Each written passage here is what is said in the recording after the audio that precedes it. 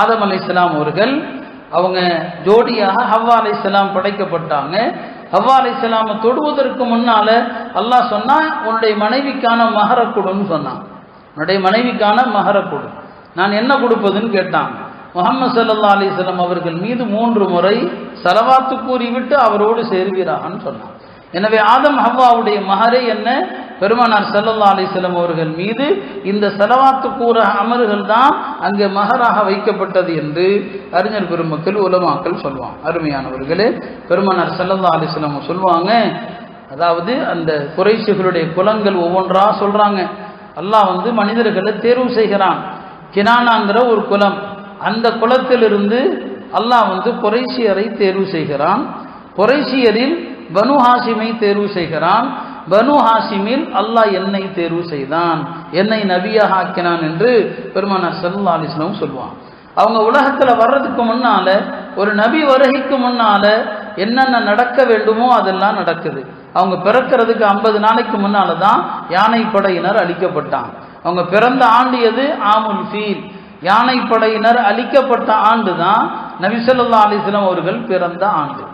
அப்போ நம்ம பிள்ளைகளுக்கு சொல்லிக் கொடுக்கணும், நபி ஸல்லல்லாஹு பிறந்த ஆண்டு எது? இப்படி ஒரு கேள்வி கேட்டால் எல்லாரும் உடனே பதில் சொல்லுவோமா என்ன?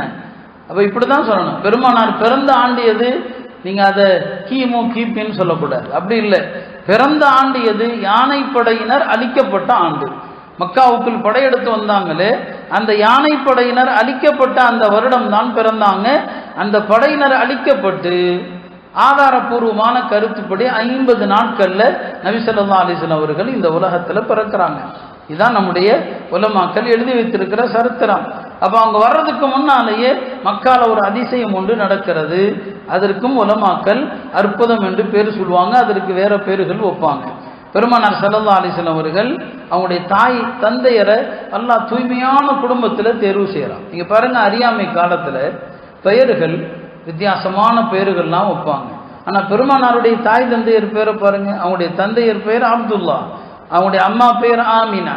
இல்லைன்னா அன்னைக்கு பெண்களுடைய மற்ற பெயர்கள்லாம் நீங்க பார்த்தீங்கன்னா அவைகள் பொருள் முரட்டுத்தனமான பெயர்களாக தான் இருக்கும். ஆனால் நபி ஸல்லல்லாஹு அலைஹி வஸல்லம் தாய் தந்தையருடைய அந்த பெயர்களை கூட அல்லாஹ் தூய்மையான பெயராக அப்துல்லா ஆமினா என்று தான் தேர்வு செய்கிறான். அன்னை ஆமினா அவர்கள் ரசூல் ஸல்லல்லாஹு அலைஹி வஸல்லம் அவங்களை கருத்தரிக்கும் போது உலகத்தில் மற்ற பெண்களுக்கு ஏற்படுகின்ற எந்த விதமான அசௌகரியங்களும் அவங்களுக்கு கிடையாது. ஒரு கருத்த பெண்ணுக்கு ஏற்படுகிற சிரமங்கள் எதுவுமே அன்னை ஆமினா அவர்களுக்கு கிடையாது. அப்படித்தான் அல்லாஹ் தஆலா அந்த கருவை தூய்மையான கருவாகத்தான் என்ன செய்கிறான், வளர்க்கிறான். கருவில் இருக்கும் போதே 4 மாதம் 6 மாதம் 7 மாதம் என்று பல கருத்து இருக்குது. அன்னை ஆமினாவுடைய வயிற்றுல இருக்கும் போதே அப்துல்லா அவர்கள் இறந்துட்டாங்க. தந்தை என்னங்க இறந்துட்டாங்க. நபி ஸல்லல்லாஹு அலைஹி வஸல்லம் அவர்கள் தந்தை இல்லாமல் இந்த உலகத்துல வரும்போதே தந்தையை பார்க்கல. உலமாக்கள் சொல்லுவாங்க, கொஞ்ச காலத்துல தாய் இறந்தாங்க, சுத்தி இருந்த எல்லாம் பெருமானாருக்கு முன்னால மூத்தா போயிட்டாங்க. நபி ஸல்லல்லாஹு அலைஹி வஸல்லம் விஷயத்துல அல்லாஹ் விரும்பியது என்ன?